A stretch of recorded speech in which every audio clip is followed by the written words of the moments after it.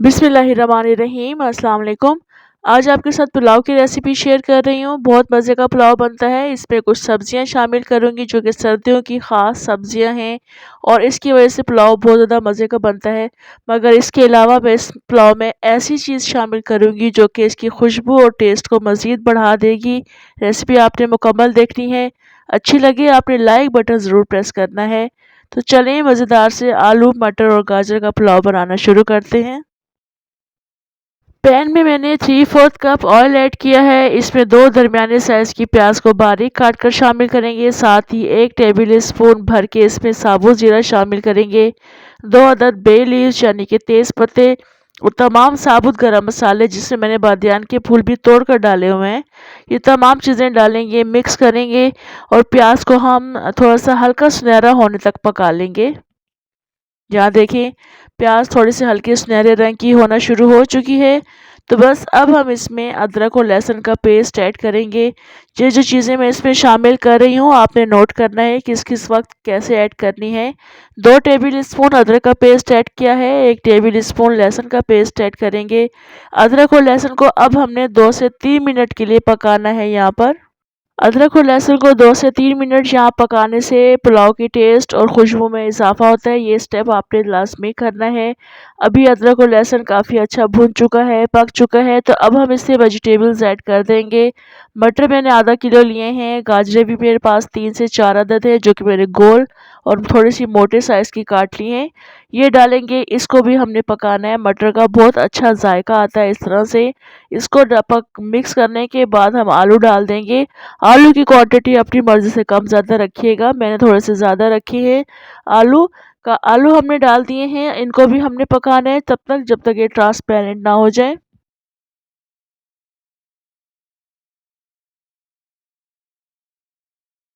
यहाँ मैंने आलूओं को भी 3 से 4 मिनट के लिए भून लिया है। आलू आप देख सकते हैं ट्रांसपेरेंट हो चुके हैं। यहाँ देखिए इनके किनारे ट्रांसपेरेंट हो गए हैं। तो बस अब हमने इसमें दही शामिल करनी है। आधा कप दही है। 4-5 हरी मिर्चों का पेस्ट है जो कि मैंने दही के साथ ही ग्राइंड कर लिया है क्योंकि इसमें लाल मिर्चें शामिल नहीं की जाती। तो मैंने हरी मिर्चों का पेस्ट शामिल किया है। इसके अलावा 3 टीस्पून टेस्ट के अकॉर्डिंग नमक शामिल कर रही हूँ। कम रहेगा तो बाद में ऐड कर देंगे। ये तमाम चीज़ें डालेंगे। इसके अलावा इसमें खुशबू के लिए हमने 1 टीस्पून पिसा हुआ गरम मसाला शामिल करना है। 1/4 टीस्पून जायफल और जावित्री का पाउडर बनाकर शामिल करना है। दोनों को बारीक का पीस लीजिएगा, वो ऐड कीजिएगा। इसकी वजह से आप यकीन जाने पुलाव का टेस्ट बहुत ज़्यादा बढ़ जाता है। अच्छी तरह से इनको मिक्स करेंगे, दही का पानी ड्राई करेंगे। आलू इसमें थोड़े बहुत टेंडर हो जाते हैं। तो बस ढककर रख देंगे 4-5 मिनट के लिए। दही को हम थोड़ा-सा भून लेंगे।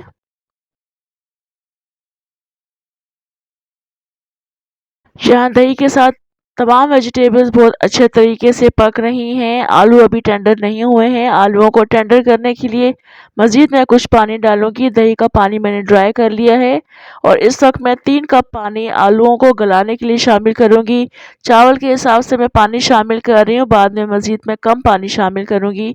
तो 3 कप डालने के बाद मिक्स करेंगे, ढककर रखेंगे 10 मिनट के लिए ताकि आलू इसमें अच्छी तरह से गल जाएँ।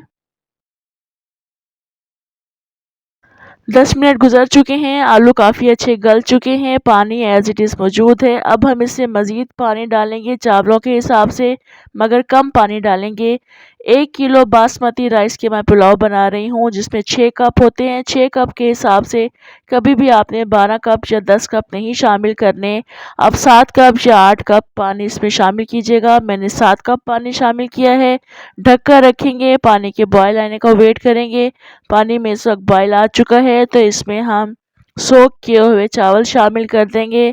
1 किलो बासमती राइस है, इसको मैंने अच्छी तरह से पानी ड्रेन कर लिया है। ये डाल देंगे, चावलों को मिक्स करेंगे और उसके बाद हम इसका पानी ड्राई करेंगे।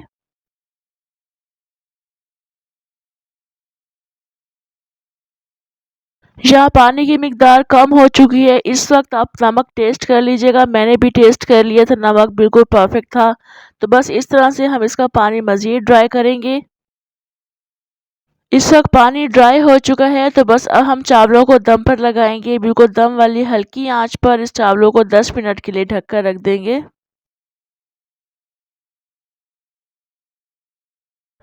इस वक्त 10 मिनट कंप्लीट हो चुके हैं। चावल काफ़ी अच्छे पक चुके हैं। फ्लेम ऑफ कर देंगे और आप देख सकते हैं माशाल्लाह खिले खिले खुशबूदार और मज़ेदार से चावल बनकर तैयार हुए हैं।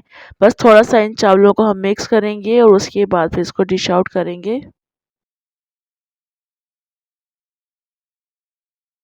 यहाँ देखिए माशाल्लाह ज़बरदस्त मज़ेदार सा पुलाव बनकर तैयार हो चुका है। बहुत खुशबूदार बना था, बहुत मज़े का बना था।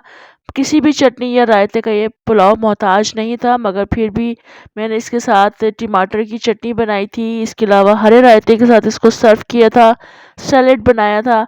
बहुत ज़्यादा टेस्टी मज़े की रेसिपी है, ट्राई ज़रूर करनी है। कमेंट करके ज़रूर बताना है आपको रेसिपी कैसी लगी। इसके अलावा लाइक बटन प्रेस करना नहीं भूलना है। मुझे दें इजाज़त, दोबारा आऊँगी इंशाल्लाह अच्छी सी रेसिपी के साथ। अल्लाह हाफ़िज़।